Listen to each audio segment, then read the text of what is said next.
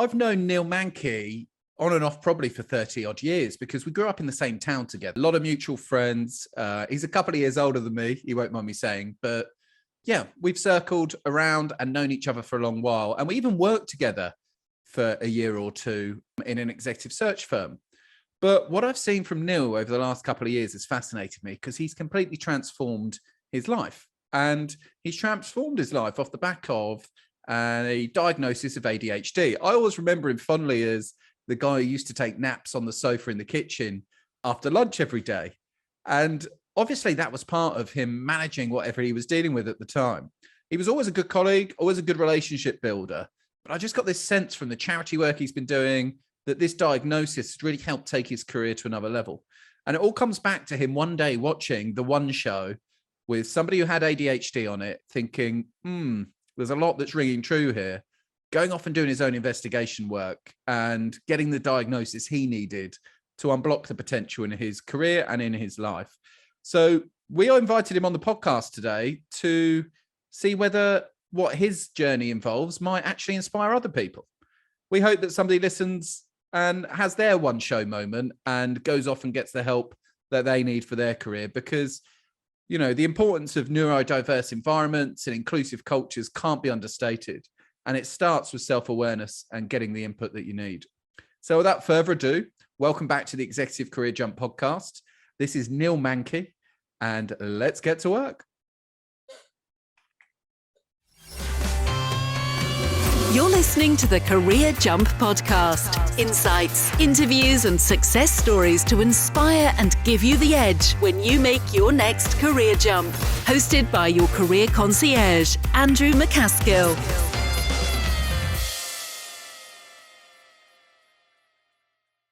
Hello, welcome back to the Executive Career Jump podcast.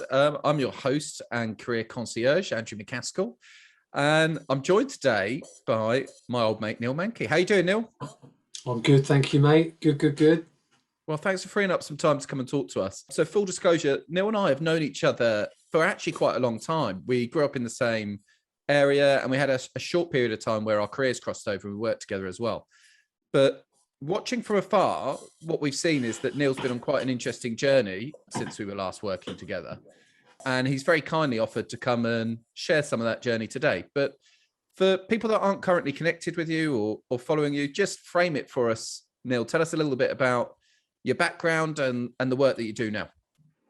Cheers, Andrew. No, absolutely. So, yeah, Andrew and I worked together. I think it was, I did check dates actually, but it was probably 2016, 17, I think. So that kind of thing, yeah. 19, thereabouts. So no, basically I've been in recruitment for 10 years now, and more latterly, the last few years, I've been working for a business called Capita as part of their Capita resourcing team that focuses basically on executive search and recruitment into the NHS is what I personally do. So I'm director of their healthcare practice. I work with NHS trusts and organisations in recruiting their senior level, top level team. I was yesterday on a panel interview, part of the panel interview for some non-exec director appointments for a trust up north, which was an interesting journey. So yeah, no, that's what I've been doing the last few years. Yeah, very good. When we worked together, Neal was always pretty talented, good relationship builder, very likable, but also had his fair share of ups and downs, I think would be the way I would describe it. And what I now know is that you had a bit of a moment whilst watching a television show that resonated with you, that you went off and investigated further, which has led you down a different path. And that's what I'm really keen to drill down further. So tell us about the One Show, what you saw, and then the action that you took and what's happened since, because it's very interesting. Yeah. No, happily. So yeah, Andrew referred to the One Show there. So that was my moment back in 2020, January 2020, watching the One Show on BBC, where they had a lad on there in his mid-20s talking about his recent ADHD diagnosis. And a lot of what he was saying really resonated with me. I had my own mental health issues for as long as I can remember, to be honest with you. And they have got in the way at work a lot, you know, for positive and mainly negative reasons, being honest.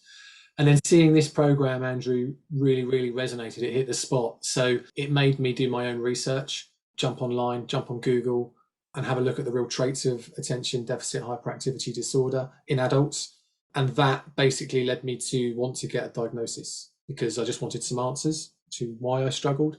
No other reason, to be honest with you. I didn't want to be labelled with ADHD. That doesn't bother me, but it was really more to have more of an understanding of why I've struggled in certain areas with my mental health over the years. And yeah, long story short, went to my local GP.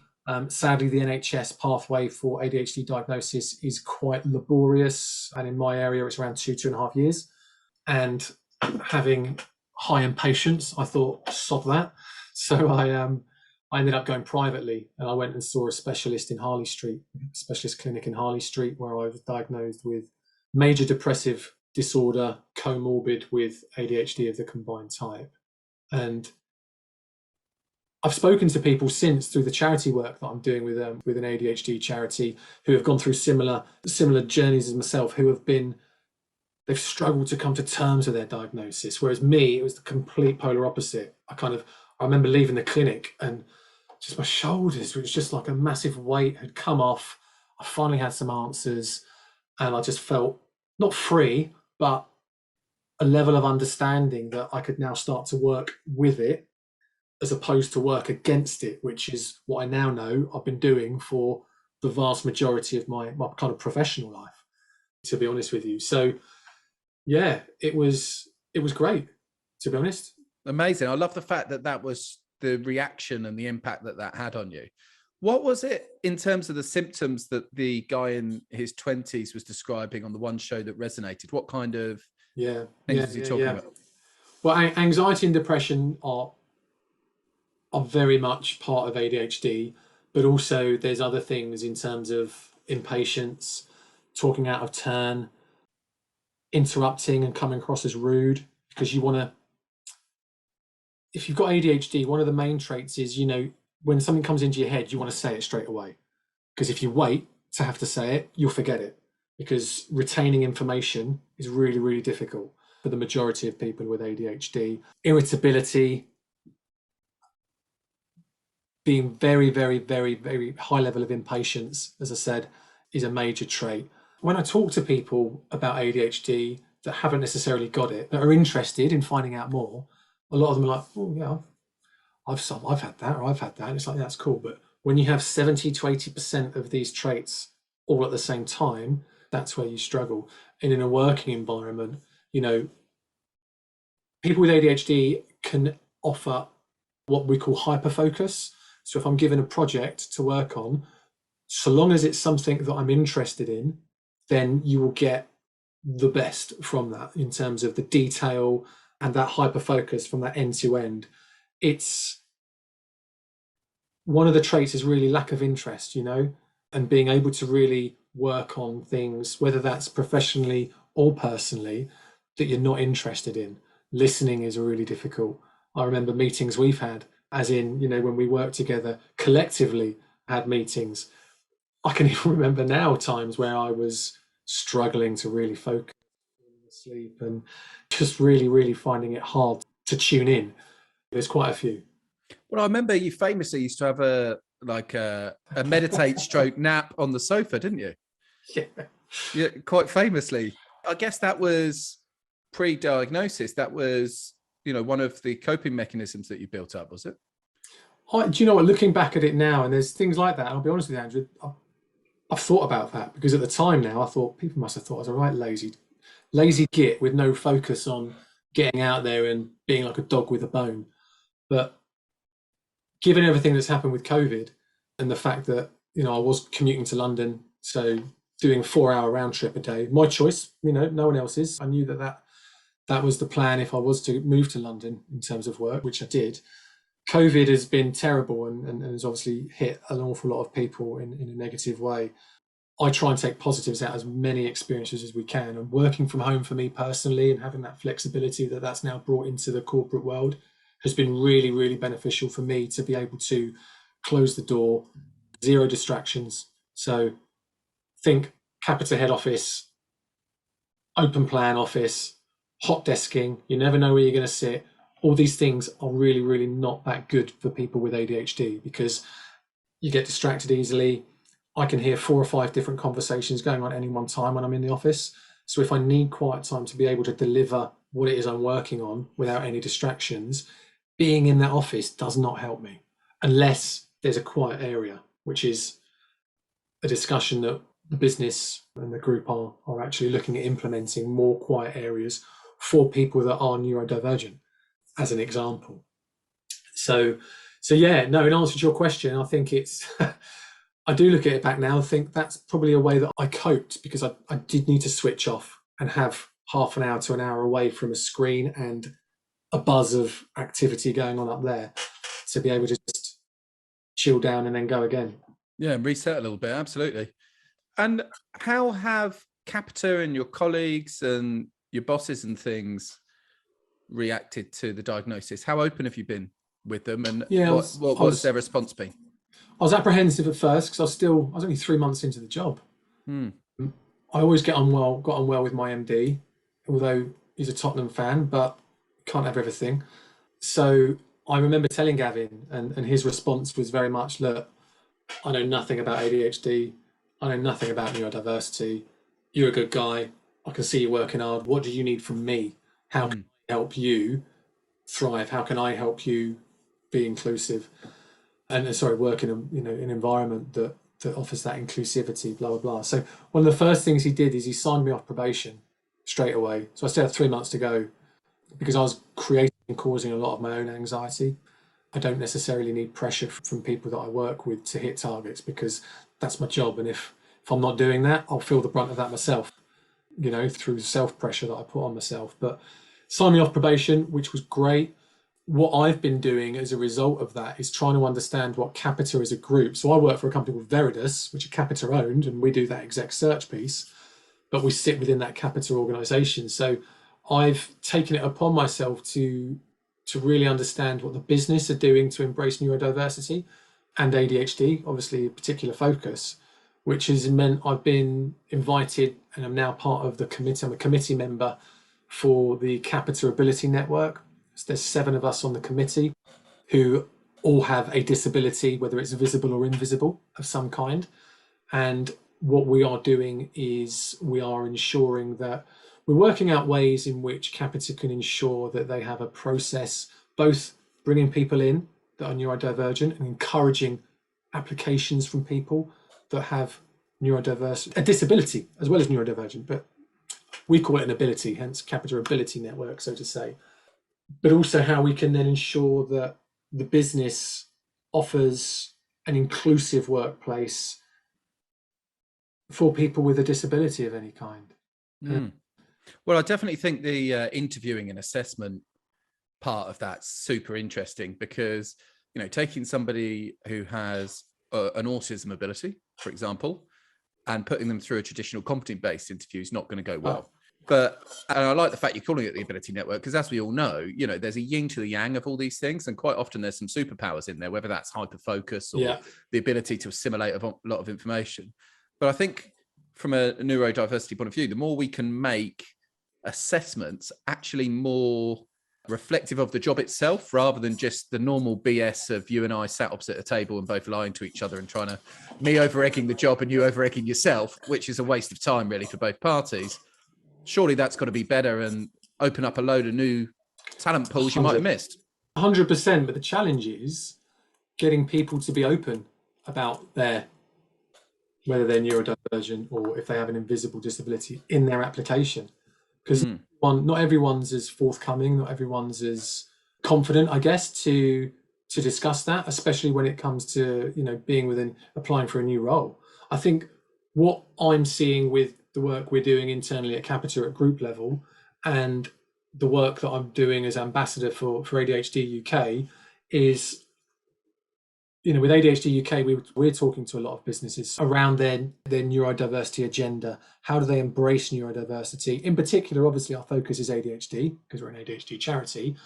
But how do organizations embrace that? How do they encourage that? How do they work with employees who come to them having been diagnosed like I was? Do they know what to do? Do they know what the next steps are?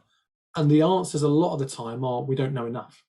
So as a part of the charity work I've done, we've had conversations and held webinars for Capita through my own, obviously, network there, with NHS Digital, with a couple of NHS trusts, with Highways England, Ordnance Survey, BBC and ITV as well, to really drive that agenda. And you'll be amazed the amount of feedback we've had from those organisations in terms of, look, as a result of the webinar yourself and Henry have done on ADHD in the workplace, traits, what to look for, etc., we've had quite a large amount of people come to us to say that they're struggling in certain areas. They think it might be this, because you don't know what you don't know, right? No, And you definitely don't. That kind of educational piece. When we were working together, if you'd have come to me with it, I wouldn't have known what to do. So I wouldn't have. I would have been empathetic and tried to be supportive, but I wouldn't have really known how to react or what to do about it. Hey, everybody. Sorry to interrupt the podcast, but I wanted to tell you very quickly about how Executive Career Jump can help end your career misery. So when you hit our website, there's 3 different ways that our digital resources can help you. For a start, if you're looking to jump in to a new role, we've got the premier online job search course that you're going to find anywhere. There's a number of different memberships to help you understand what you want and how to go and get it in this current environment. So we're here to help you if you want a new career. We've also got a section if you want to jump up in your career. And so this is all about our online leadership hub, which is a platform full of content, includes 2 meetups per quarter and a whole thriving community of leaders trying to become the best leaders they can be. Go and check that out too. And the third area in our website and the other digital course that might help you is our business launcher course. So we've created the business launcher program that we wish we had when we were setting up on their own. So if you've decided to jump off of the employment stream and start up on your own, make sure you head over and check that out too. You can find all of these resources, a bunch of free content, links to previous podcasts and more at execcareerjump.com. That's EXEC careerjump.com. Now, back to the pod. So, what should line managers be doing, leaders be doing in organizations? 1, to provide a more inclusive environment, but also 2, if somebody comes to them with this kind of problem. I mean, it sounds like, in fairness, that your MD was really supportive of you, which is fantastic. But yeah, what's your thoughts? What kind of advice are you giving out at the moment to people in business? It's agility, and I think having the tools in place to be able to provide an environment where all of your employees can thrive, that's only a win-win situation, right? And I think when you look at the stats with ADHD, 1 in 20 have ADHD.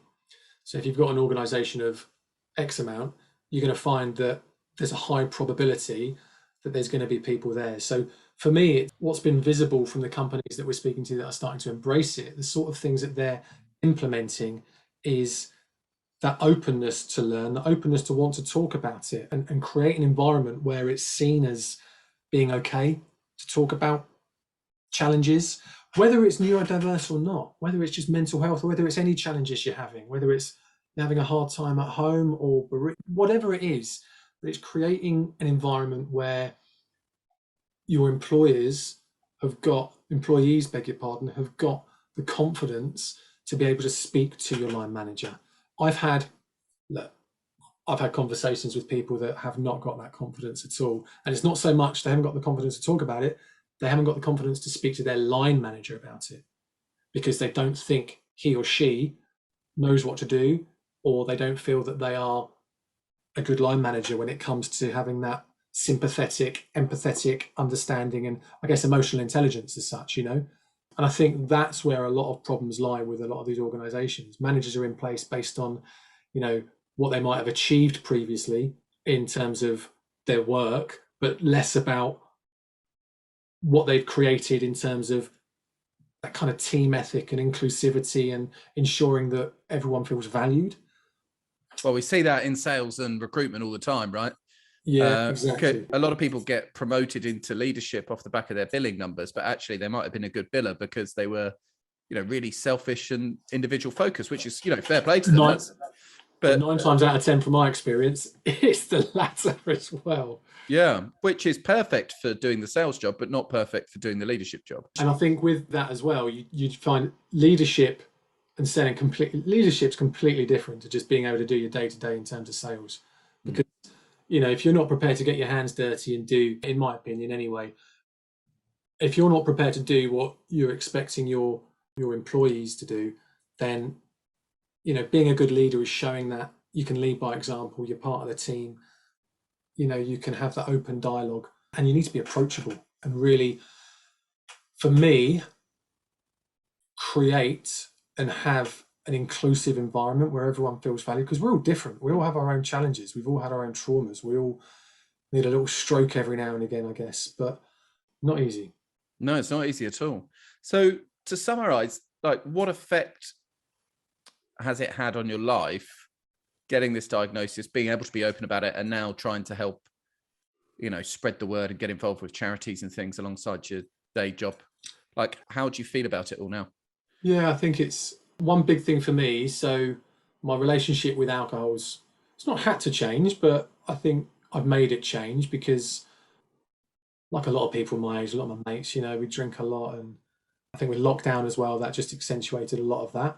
So I've been dry now since the 31st of December. It's almost a year. And the reason for that is because I found alcohol would create an awful lot of anxiety and depression for me the following days, you know. So the weekend started on a Thursday, and before you know it, it's Sunday, and you've had, you know, 4 days of drinking, and it would normally take me 3 days to get over that. And that impacted my work because it impacted my ability to get up and go and have a bit of drive, because I was on a bit of a downer. It created more anxiety and overwhelm in certain areas.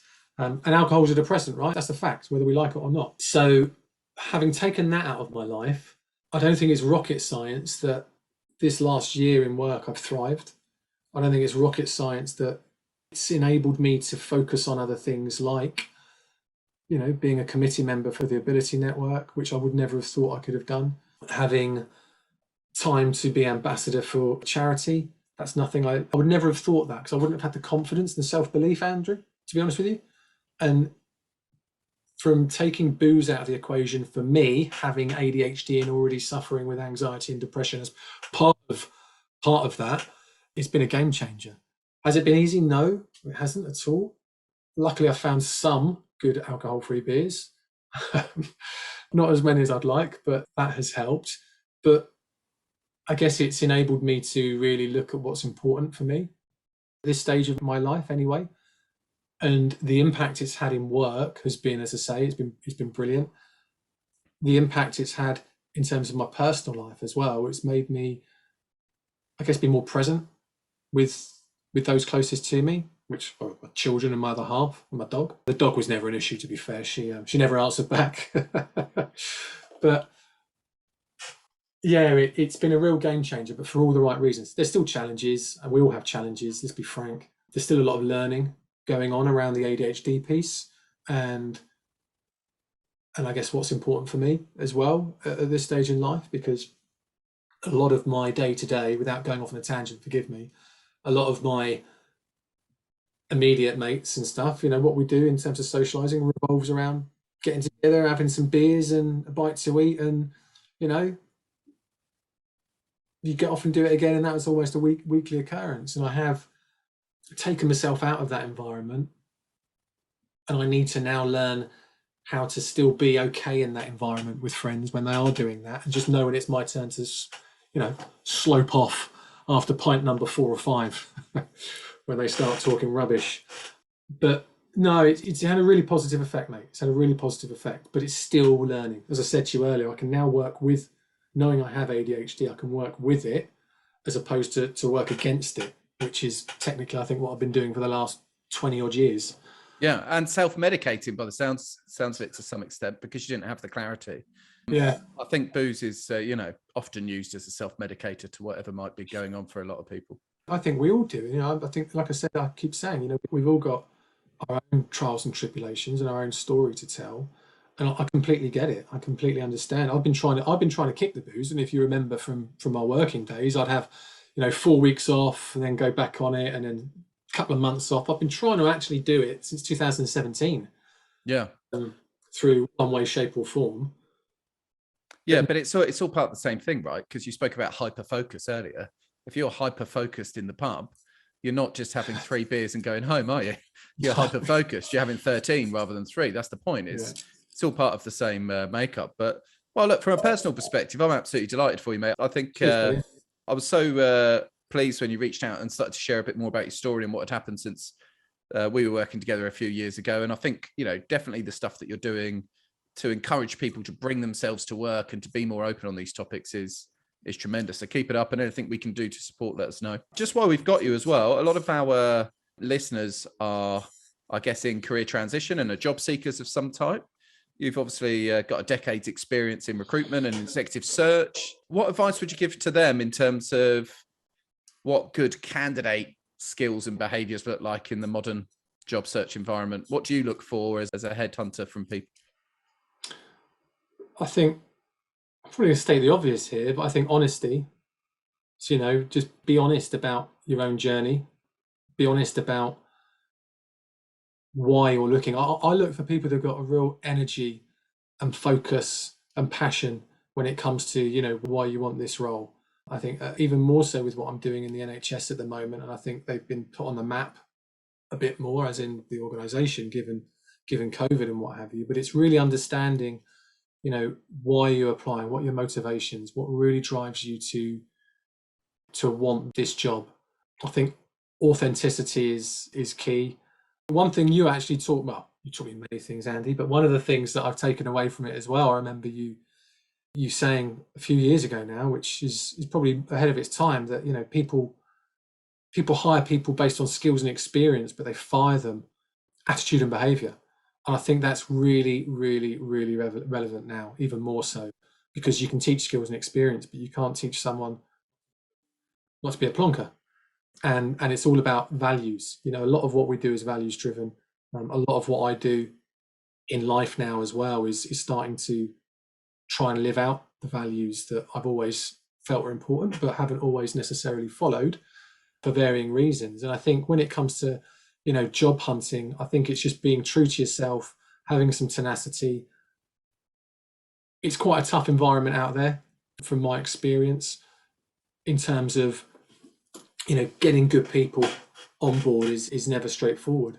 And finding those that have got resilience, that can show character, honesty, transparency, and just, as I say, having a resilient mindset, just to kind of not give up at the first hurdle. We recently had a lad, I say recently, beginning of the year, reach out to the charity, to the ADHD charity. He'd been let go by his company. I won't mention who they are, but they're a large company we'd all heard of. He was in his mid-20s, or he is in his mid-20s, sorry, graduate, recently been diagnosed with ADHD.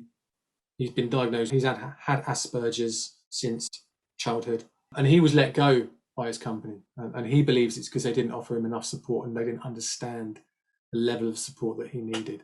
The point I'm trying to allude to is I tried to help him in terms of weekly coaching calls and mentoring calls in his job search, and he kept getting knocked back and knocked back and knocked back to the point where it was starting to kind of get to him. The reason I'm saying this is he showed enough resilience, and he got back up again, and he went and he did it again each day. He went out and he was looking for jobs, he was filling out applications, he was speaking to people, and he had a real resilience to him, and he's ended up getting a job at Capita through me helping him, introducing him to people in my network within the group. But he did that off his own back. I simply made an introduction. The rest of it he did himself. But the point I'm trying to make is, he didn't give up. He showed real tenacity and an authenticity in his approach. And don't try and be someone you're not just to get a job, because you'll get found out. And the job also has got to be right for you. I see it as it's a two-way interview. I always think the interview process works both ways.